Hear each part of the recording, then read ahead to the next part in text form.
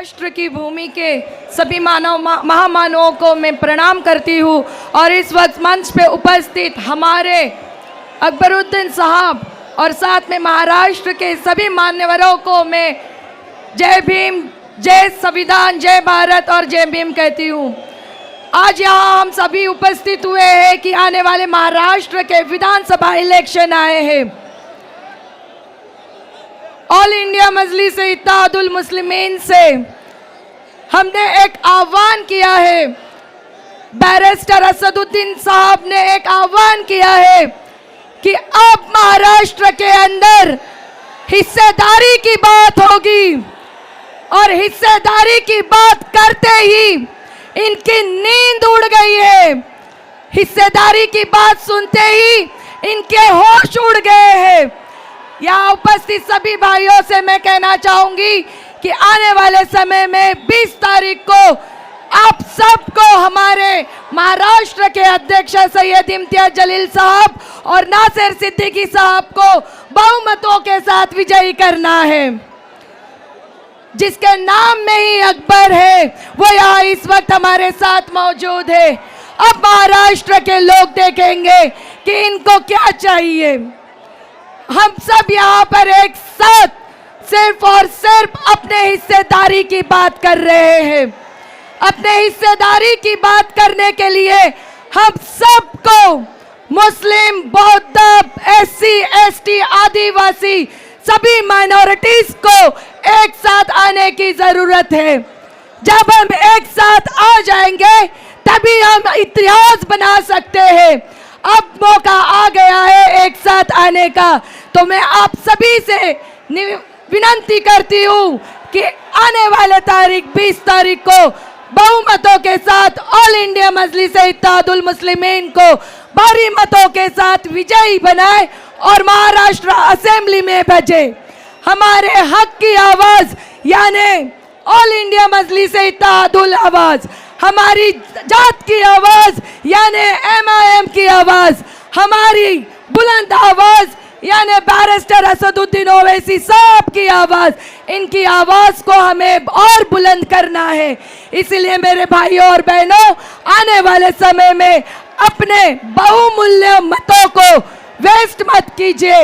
अपनी ताकत को पहचानिए, अपनी ताकत को पहचान के एक साथ पूरे एकजुट होके अपनी हिस्सेदारी का पैगाम दीजिए। अब हिस्सेदारी की बात होगी और हिस्सेदारी के बात के लिए अब हमें पीछे नहीं हटना है। वक्त ज्यादा नहीं है इसलिए हम यही रुकते हैं। थैंक यू, धन्यवाद। या ठिकाणी एका व्यक्तीने एक असा फलक असा लावला आणि त्या फलकावरती होते कटेंगे नहीं तो बटेंगे नहीं। तर मला हे सांगायचं आहे, जर ते म्हणू शकतात हम कटेंगे नहीं तो बटेंगे नहीं, मग आमच्यामध्ये कोणती कमतरता आहे का? आमच्यामध्ये कोणती कमतरता? जर या ठिकाणी नरेंद्र मोदी सारखा माणूस, अमित शाह सारखा माणूस, आणि आताच आमच्या अब्दुल रहमान साहेबांनी सांगितलं नारायण राणेंचा मुलगा नितेश राणे तो म्हणला मस्जिद मध्ये घुसून मारू। अरे बेट्या तू येत सही, सर्वात पहिला हा काकासाहेब काकडे तुझा मुकाबला करेल, तुला पायाखाली चुरून काढील, तरच ही बाबासाहेबांची औलाद आहे। सगळ्याच्या नादी लाग, दलित मुस्लिमांच्या नादी नको लागू, तुझ्या घरात घुसून मारायची हिंमत ठेवतो। ज्या पद्धतीने तू वाकडं बघशील तुझे डोळे सुद्धा काढायचं काम करू। या ठिकाणी अनेक ठिकाणी आमच्या मुस्लिम बांधवांच्या भावना दुखावल्या जातात, दलितावरती अनेक ठिकाणी अत्याचार केले जातात, कुठपर्यंत सहन करायचं? आज या ठिकाणी खासदार इम्तियाज जलील साहेबांना पाडण्याचं काम या ठिकाणी अनेक महाराजांनी केलं। मग या ठिकाणी मौलाना साहेबांना माझी अशी विनंती आहे, माझ्या तमाम भिक्षू बांधवांना अशी विनंती आहे, आपणही एक वेळेस आता औरंगाबादचा इतिहास चेंज करून दाखवू। या वेळेस निळा आणि हिरवा या ठिकाणी दाखवू, या ठिकाणी फडकून दाखवू आणि येणाऱ्या काळामध्ये आम्ही या ठिकाणी या ठिकाणी जलील साहेब असेल व नासिर सिद्दीकी साहेब असेल यांना भरभरून मतदान देऊ आणि या ठिकाणी त्यांना संसदेमध्ये आपण या ठिकाणी पाठवण्याचं काम करू. म्हणून तुम्हाला सांगतो, आपल्या बाबतीत 15 लोक उभा केले, पण एक ध्यानात ठेवा, आपला एक मत डॉक्टर बाबासाहेब आंबेडकरांनी ज्या टायमाला एक मताचा अधिकार तो अंबानीला दिलेला आहे, तोच मताचा अधिकार तो तुम्हाला आम्हाला सगळ्याला दिलेला आहे. म्हणून हे मत विकू नका आणि मताचा अधिकार काय आहे ते मतपेटीमधून दाखवून आपल्या भरभरून आपल्या सर्व उमेदवारांना आशीर्वाद देऊन आपण त्या ठिकाणी हे करा. म्हणून मी जाता जाता एक सांगाल का, येणाऱ्या काळामध्ये अत्यंत वैराची काळ आहे. तुम्ही बघितलं असेल, येणाऱ्या काळामध्ये आपल्यावर अनेक संकट येऊन गेले खासदारकी इलेक्शन झाल्याच्या नंतर. जर तुम्हाला आज हा दुसरा चान्स भेटलेला आहे, हा चान्स जर तुम्ही गमावला तर याच्यानंतर तुम्हाला कोणत्याही प्रकारचा चान्स भेटणार नाही. म्हणून आपली आवाज जर संसदेमध्ये पाठवायची असेल, याच्यामध्ये पाठवायची असेल, तर आपल्याला या ठिकाणी खासदार इम्तियाज जलील साहेब असेल आणि पूर्ण महाराष्ट्रामध्ये ज्या ठिकाणी आपल्या ज्या जागा उभा केल्या त्या ठिकाणी सर्वांना आपला भरभरून आशीर्वाद द्या. बस एवढं बोलवतो. जय हिंद, जय भारत, जय बुद्ध.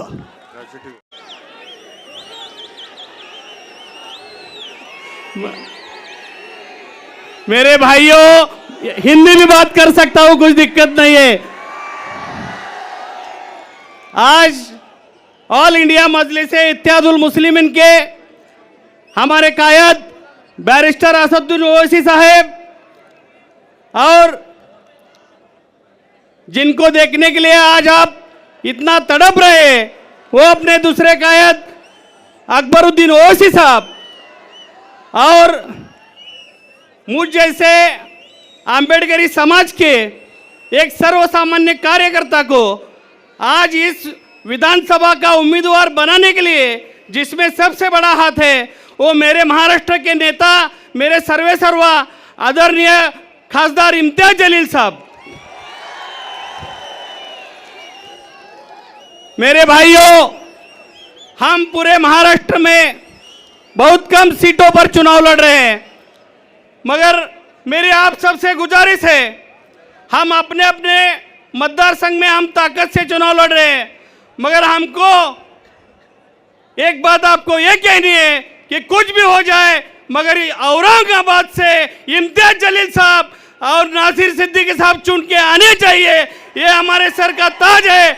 आज ये औरंगाबाद की हालत ऐसी हो गई है, अली बाबा 40 चोरों की जैसी हो गई है. आज 40 चोर इम्तियाज जलील साहब के पीछे पड़े हैं, मगर हमारा शहर इतना खतरनाक है, इनको जाते जाते लेके जाएगा. मैं आपको बोलता हूं, पूरी लोकसभा में 2 ही शेर थे, एक बैरिस्टर असदुद्दीन ओवैसी साहब और एक इम्तियाज जलील साहब. और भारत के संविधान का रक्षक सही में कौन है तो मेरे असदुद्दीन ओवैसी साहब और इम्तियाज जलील साहब है. मैं छाती ठोक के बोलता हूं, हमारा कोई भी दलित नेता भारतीय संविधान की सुरक्षा की बात नहीं करता, वो आज आके कविता सुनाने की बात करता है. हमारे जो लीडर है, दलित लीडर, उनसे कोई हमको अपेक्षा नहीं है. इसलिए मेरे जैसा आंबेडकरी समाज का एक कार्यकर्ता 2014 से 2024 तक इस मजलिस से जुड़ा हुआ है. मुझे एक बात कहनी है, मेरे एक बैरिस्टर असदुद्दीन ओवैसी साहब मेरे नेता उच्च शिक्षित है, इस बात का मुझे गर्व है. इसलिए मैं एमआईएम का काम करता हूं. दलितों मुस्लिमों के लिए झगड़ने वाली मेरी पार्टी है. आज विशालगढ़ के मलिक रेहान बाबा दरगाह को जिसने टारगेट किया, गजापुर में हमारी मस्जिद फूकने का कोशिश जिसने किया, उस टाइम पहले ये मजलिस का बंदा वहां गया था और उसको चैलेंज किया था.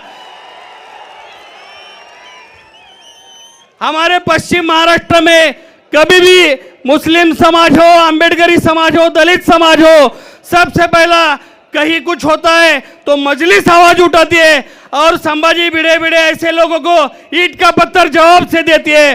छाती ठोक के बोलता हूं मैं. मेरे भाइयों, ज्यादा बात करने का अभी समय नहीं है, मगर ये लड़ाई बहुत टोक की लड़ाई है और अपने इम्तिहान की लड़ाई है. मेरे आपसे हाथ जोड़ के विनती है, हमारे जो नेता है, हमारे जो सर का ताज है, हमारे जो इम्तियाज जलील साहब है, उनके लिए मैं आपको हाथ जोड़ से विनती करता हूं कि कुछ भी हो जाए, कितने भी गद्दार उनके आके उनके सामने खड़े हो जाए, इम्तियाज जलील साहब को 20 तारीख को वोट देके उनको चुनाने की जवाबदारी आपकी है। ये मैं आपसे गुजारिश कर से रुकता हूं। जय भीम, जय भारत, जय भीम, जय महाराष्ट्र। और धूलिया में हमारे अराकीन असेंबली है, लेकिन जो औरंगाबाद की बात है वो सारे महाराष्ट्र पे असर करती है। बहैसियत रुकन असेंबली सैयद इम्तियाज जलील साहब कोई शोभा ऐसा नहीं छोड़ा जहां पर आपके मसाइल की नुमाइंदगी ना की हो। हम हर शहर में खैर तलाश करते हैं। बेशक अल्लाह सुब्हानहू व तआला की हिकमत रही होगी कि हमारी तमाम कोशिशों के बावजूद वो दिल्ली नहीं पहुंच सके। अल्लाह ने महाराष्ट्र की सियासत में तुमको बादशाह घर बनाने के लिए उनको यहां असेंबली के लिए रख छोड़ा है। मैं अभी जब आपके जलसे गांव में दाखिल हो रहा था तो एक बच्चा मजलिस इत्तेहादुल मुस्लिमीन के पैगाम पर बनाया गया एक तराने का रिंगटोन सुना रहा था कि गैरत को जगाता है पैगाम अवैसी का, गैरत को जगाता है पैगाम अवैसी का। मैं आपको बताऊंगा कि गैरत कब जागती है और गैरत के जागने से क्या फायदा कौम को होता है। मेरे भाई, गुज़िश्ता 10 साल के मुल्क के हालात आपके सामने हैं। ये हिंदुत्व जुनूनियों ने मुसलमानों को हिंदुस्तान में दूसरे दर्जे के शहरी बनाने के लिए कोई कसर बाकी नहीं रखी। जानवर के नाम पर जानवर की तरह पीट पीट कर हमको कत्ल किया गया। उस कत्ल की वीडियोग्राफी करवाई गई, उसे बाज़ाब्ता मुल्क भर में वायरल किया गया। कुफरिया शिरकिया कलिमात कहलाते हुए हमारे 100 से ज्यादा मुसलमानों को कत्ल किया गया। तो मेरे भाई, 14 की पार्लियामेंट और अब 19 की पार्लियामेंट में आपने देखा हैदराबाद के सांसद बैरिस्टर असदुद्दीन ओवैसी साहब और आपके सांसद इम्तियाज जलील साहब ने अपना ओथ लेने के बाद तकबीर अल्लाहू अकबर का नारा बुलंद किया।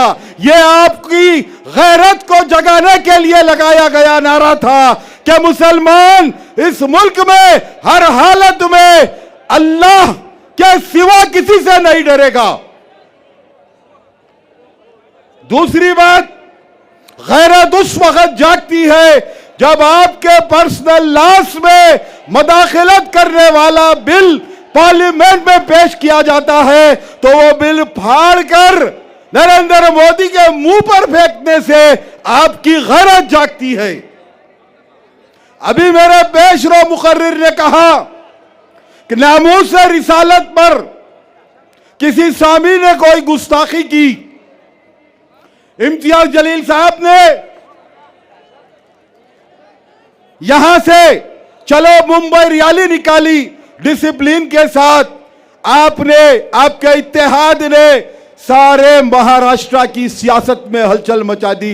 लेकिन मैं आपकी याददाश्त को ताजा करता चलूं, जब आपका इत्तेहाद कामयाबी हासिल कर चुका था औरंगाबाद से, आपने एक और मल्लूना तस्लीमा नसरीन को यहां की पाक जमीन पर कदम नहीं रखने दिया था। अस्सलाम वालेकुम। आपके इत्तेहाद ने एक और मलूना को आपकी पाक जमीन पर कदम नहीं रखने दिया था। ये आपको याद दिलाता चलूं, ये जो 10 साल में आपने अपने वोट की ताकत से, अपनी मोहब्बत से, अपनी चाहत से जो हासिल किया है, मेरे भाई आज उसको नुकसान पहुंचाने की सारी कोशिशें और साजिशें की जा रही हैं। 10 साल आपके इत्तेहाद से लोग इस कदर खौफजदा है कि एक उम्मीदवार, मध्य का एक उम्मीदवार ये कहकर विड्रा होता है कि 14 रिपीट होगा, हमको डर है कि मजलिस आ जाएगी। इतना डर होना चाहिए, इतना डर मजलिस इत्तेहादुल मुस्लिमीन से होना चाहिए। क्यों? मजलिस इत्तेहादुल मुस्लिमीन की सियासत, यासदुद्दीन अवैसी साहब की सियासत इख्तिदार के लिए नहीं है, लाल बत्ती की गाड़ी में घूमने के लिए नहीं है। मजलिस इत्तेहादुल मुस्लिमीन अपने अवाम की खिदमत के लिए, उनके मसाइल के हल के लिए, हिंदुस्तान में शरीयत की हिफाजत के लिए सियासत करती है। आज सब लोग सारा महाराष्ट्र छोड़कर औरंगाबाद की 2 सीटों पर अपनी नजरें जमाए हुए हैं। कुछ भी कहीं भी हो जाओ, इम्तियाज जलील और नासिर सिद्दीकी को असेंबली में नहीं पहुंचने देंगे। इसके लिए हर मुमकिन साजिश की जा रही है। मेरे भाई, आपके इत्तेहाद की मिसाल न सिर्फ हैदराबाद, न सिर्फ हिंदुस्तान, बल्कि आज सारी दुनिया में जहां कहीं इम्तियाज जलील का नाम आता है, औरंगाबाद का नाम आता है, यह आपकी चाहत, आपकी मोहब्बत और आपके वोट की इनायत है। किसी भी सरपसंद साजिशी के बहकावे में ना आए। जिन लोगों ने आपकी क़ियादत के लिए टिकट बेचा था और जिन्होंने खरीदा था, आज वो दोनों आपके इत्तेहाद को तोड़ने के लिए हर